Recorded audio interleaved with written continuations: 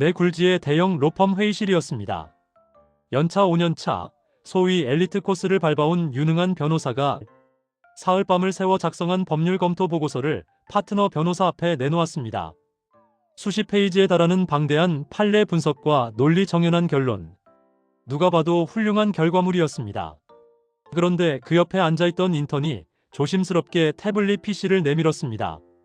변호사님, 혹시 몰라서 제가 AI에게 같은 쟁점을 물어봤는데요. 파트너 변호사는 두 문서를 비교하기 시작했습니다. 그리고 회의실에는 무거운 침묵만이 흘렀습니다. 5년차 변호사가 3일 걸려 만든 문서와 인턴이 프롬프트 몇 줄로 30초 만에 뽑아낸 AI의 답변. 놀랍게도 핵심 논리와 인용된 판례의 정확도가 95% 이상 일치했습니다. 심지어 AI의 문장은 더 간결하고 놓치기 쉬운 해외 사례까지 덧붙여져 있었죠. 사흘의 시간과 30초의 시간. 수억 원의 학비와 수십 년의 노력이 들어간 인간 변호사의 지식이 월 2만 원짜리 구독 서비스와 대등해지는 순간이었습니다. 지금 이 영상을 보시는 여러분은 어떠십니까?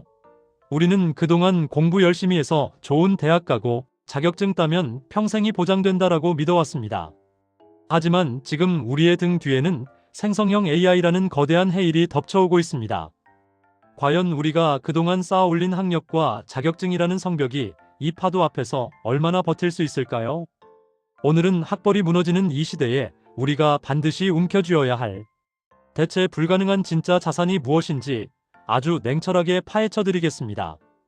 우선 우리가 직면한 위기의 본질부터 명확히 정의합시다. 과거 산업사회와 정보화 사회 초기에 가장 대접받던 사람들은 누구였습니까? 바로 상징적 분석가, 즉 신발릭 애널리스트라고 불리는 계층이었습니다. 어려운 용어 같지만 쉽게 말에 앉아서 머리 쓰는 직업을 가진 사람들입니다. 변호사, 회계사, 컨설턴트, 펀드 매니저, 프로그래머. 이들은 실물을 만지지 않습니다. 대신 정보와 기호, 데이터를 가공해서 새로운 가치를 만들어내죠. 복잡한 법전을 외우고 난해한 회계 장부를 해석하고 고도의 코딩을 하는 능력. 이것은 아무나 할 수 없는 특수기술이었기에 사회는 이들에게 높은 연봉과 지위를 보장했습니다. 그런데 AI의 등장은 이 게임의 규칙을 완전히 뒤집어 버렸습니다. AI가 가장 잘하는 것이 무엇입니까? 바로 방대한 지식의 학습, 논리적 추론, 그리고 결과물의 생성입니다.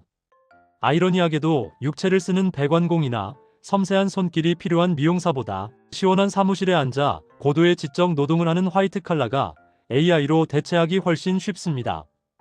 왜냐하면 우리의 노동은 대부분 언어와 논리로 이루어져 있고 이것은 AI가 가장 좋아하는 먹잇감이기 때문입니다.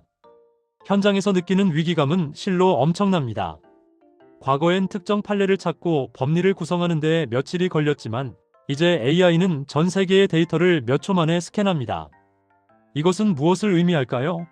단순히 지식을 많이 알고 있다는 것만으로는 더 이상 전문가 대접을 받을 수 없는 시대가 왔다는 것입니다.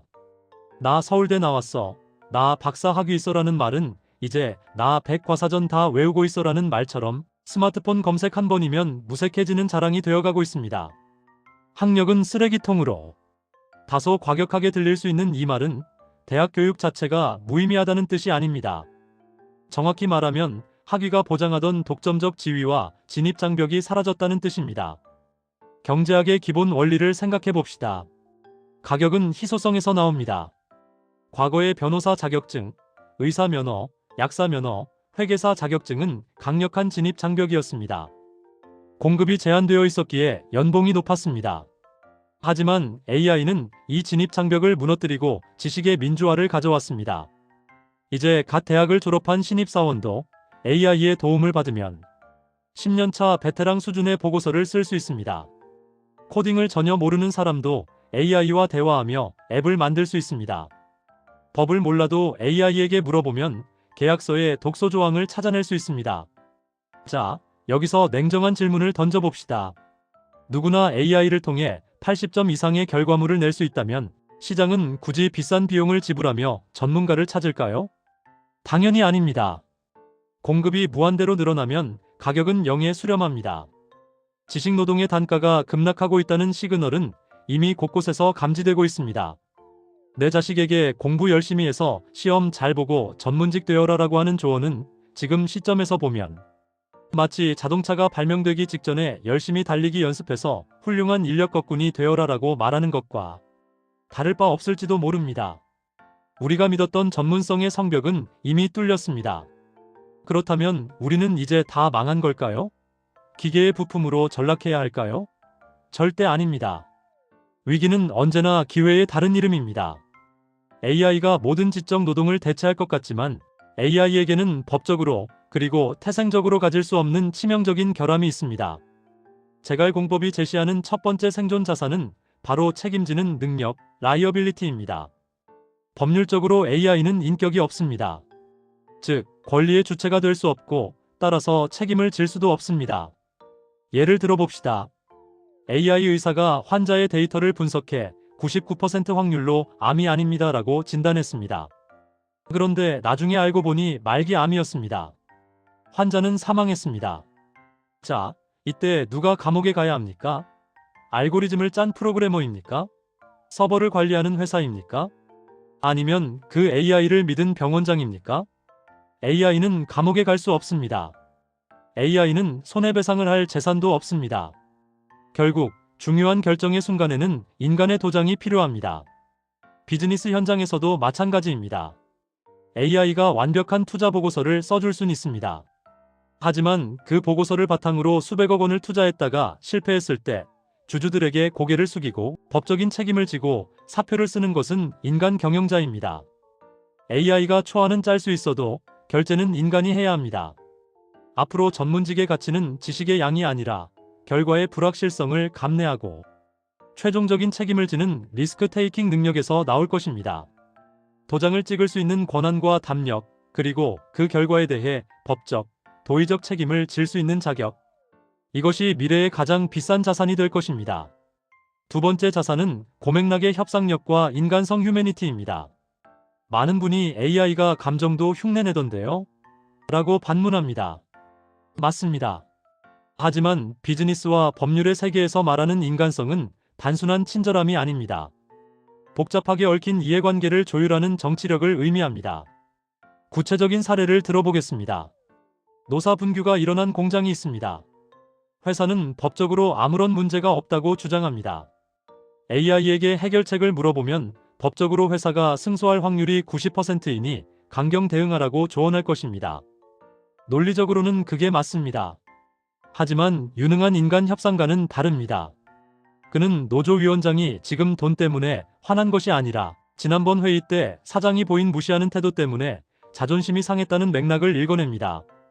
그래서 법적 논리 대신 사장의 진심 어린 사과와 소주 한 잔을 주선합니다. 놀랍게도 그 순간 수십억 원의 손실을 낼 뻔한 파업이 멈춥니다. 이것이 바로 비논리적 합리성입니다. 인간은 논리로만 움직이지 않습니다. 체면, 명분, 질투, 자존심. AI는 데이터화할 수 없는 이 미묘한 공기를 읽지 못합니다. 클라이언트를 안심시키고 적을 내 편으로 만들고 논리 밖의 변수를 통제하는 이 고도의 정치적 능력.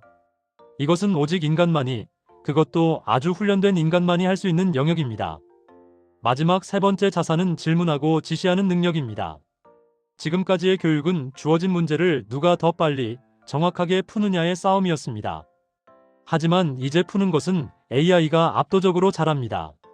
이제 인간의 역할은 푸는 자에서 정의하는 자로 바뀝니다. 무엇이 문제인가? 우리는 어디로 가야 하는가? 이 결과물이 윤리적으로 타당한가? 답은 AI가 냅니다. 하지만 방향은 인간이 정해야 합니다. 과거의 인재가 성실한 모범생이었다면 미래의 인재는 까칠한 질문자이자 유능한 지휘관이어야 합니다. AI라는 천재적인 비서를 데리고 어떤 명령을 내려야 최상의 결과를 얻을지 아는 사람. 이제 우리는 노동자가 아니라 AI 군단을 지휘하는 사령관이 되어야 합니다. 정리하겠습니다. 단순히 학력과 자격증이라는 종이 한 장에 내 인생을 의탁하는 시대는 끝났습니다. 암기 위주의 공부, 정해진 답만 찾는 교육은 이제 정말로 박물관으로 가야 할지도 모릅니다. 하지만 두려워하지 마십시오. AI는 강력한 도구일 뿐, 그 도구의 손잡이를 쥐는 것은 여전히 우리 인간입니다. 이제 여러분의 자녀에게 그리고 새로운 도전을 앞둔 여러분. 자신에게 과거의 낡은 조언 대신 이렇게 주문하십시오. 얘야, 정답을 맞히는 사람이 되려고 하지 마라. 정답은 기계가 다 안다. 대신 기계가 할 수 없는 결정을 내리고 그 결정에 당당히 책임을 지는 사람이 되어라. 사람의 마음을 움직여서 기계가 풀지 못하는 매듭을 푸는 사람이 되어라. 기계와 경쟁하지 말고 기계를 부리는 주인이 되어라. 이것이 제갈공법이 제안하는 AI 시대에 내 자산을 지키고 승리하는 유일한 필승 전략입니다. 오늘 영상이 여러분의 미래 설계에 명확한 나침반이 되었기를 바랍니다.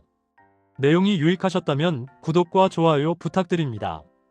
지금까지 위기를 기회로 바꾸는 법률 전략가 제갈공법이었습니다. 감사합니다.